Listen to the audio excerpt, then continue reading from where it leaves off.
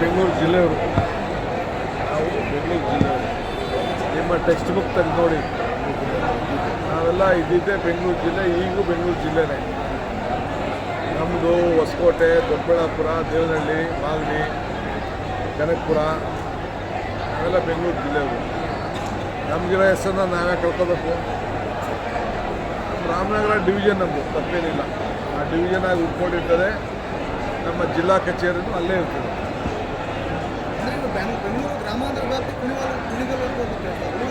ಇಲ್ಲ, ಕುಣಿಗಲ್ಗೂ ಇದಕ್ಕೂ ಸಂಬಂಧ ಇಲ್ಲ.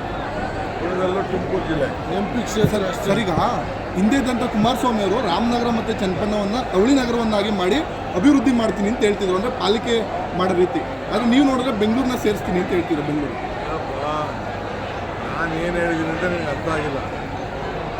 ಅವ್ರು ಹೇಳಿದ್ರು, ಅವ್ರಿಗೆ ಅಧಿಕಾರ ಇತ್ತು, 2 ಸತಿ CM ಆಗಿದ್ರು, ಮಾಡಿದ್ರ? ನಾನು ಹೇಳ್ತಾರಲ್ಲ, ಮಾತು ಮಾಡೋಕ್ಕೆ ಹೋಗಲಿಲ್ಲ.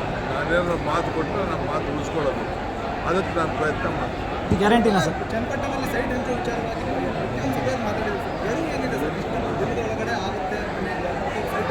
ಈಗ ಫಸ್ಟು ಟ್ಯಾಬಲ್ ಮಾಡ್ತೀವಿ, ಯಾರು ನಿಜವಾಗಿಲ್ಲ ಅನ್ನೋದು ಲಿಸ್ಟ್ ಮಾಡ್ತೀವಿ. ಕೆಲವರು ಮನೆ ಇರೋರು ಒಂದು ಸೈಟ್ ಕೊಡ್ತಾರೆ ಅಂತ ಅರ್ಜಿ ಕೊಟ್ಟಿರ್ತಾರೆ, ಅದೆಲ್ಲ ಪರಿಶೀಲನೆ ಮಾಡ್ತೀವಿ. ಅದಾದಮೇಲೆ ಎಷ್ಟು ಬೇಕು ಅಂತ ತಿಳ್ಕೊಳ್ತೀವಿ.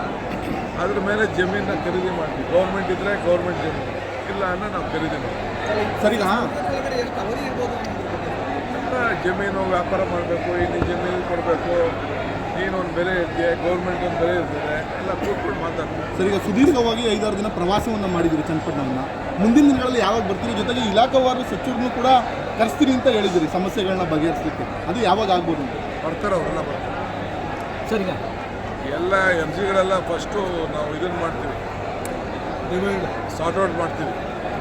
ಸರ್, ಇವತ್ತು BJP CM ಮನೆಗೆ ಮುತ್ತಿಗೆ ಹಾಕ್ತಿದ್ದಾರೆ ಸರ್. BJP ಪ್ರತಿಭಟನೆ ಮಾಡಿ CM ಮನೆಗೆ ಮುತ್ತಿಗೆ ಹಾಕಿ ಮೂಢ ಹಗರಣ ವಿಚಾರವಾಗಿ ಸರ್ ತನಿಖೆ ಆಗಬೇಕು. ಯಾವ ಹಗರಣನೂ ಆಗಿಲ್ಲ, ಎಲ್ಲ ಅವ್ರ ಕಾಲದೇ ಅಲ್ಲ. ಅವ್ರ ಕಾಲದಲ್ಲಿ ಹಗರಣ ಅಷ್ಟೇ, ನಮ್ಮ ಕಾಲದೇ ಆಗಲ್ಲ.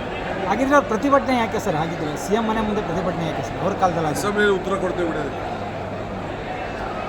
ಸರ್, ಮಂಡ್ಯದಲ್ಲಿ KRSನಲ್ಲಿ ಟ್ರಯಲ್ ಬ್ಲಾಸ್ಟ್ ಆಗ್ತಿದೆ ಅಂತನ್ನುವಂಥ ವಿಚಾರವಾಗಿ ರೈತ ಸಂಘಟನೆಗಳು ಪ್ರತಿಭಟನೆ ಮಾಡ್ತಿದ್ವಿ. ಇದಕ್ಕೆ ಸರ್ಕಾರನೇ ಕಾರಣ ಅಂತ.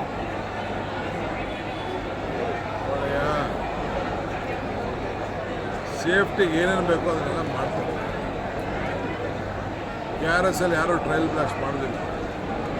ಅಷ್ಟು ಡಿಸ್ಟೆನ್ಸ್ ಅಂತ ಇರ್ತದೆ, ಏನಕ್ಕೆ ಮಾಡಬೇಕು ಏನು ಅಂತ ಅದೆಲ್ಲ ಟೆಕ್ನಿಕಲ್ ಕಂಪ್ನಿ ಇದೆ.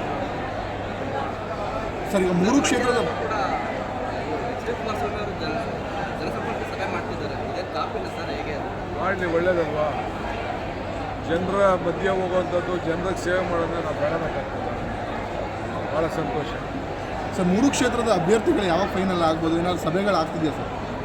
ಬೈ ಎಲೆಕ್ಷನ್ ಅಭ್ಯರ್ಥಿಗಳು ಎಲೆಕ್ಷನ್ ಅನೌನ್ಸ್ ಆಗಿದೆ, ಒಂದು ನಾಮಿನೇಷನ್ ಫೈಲ್ ಮಾಡ್ತಾರೆ.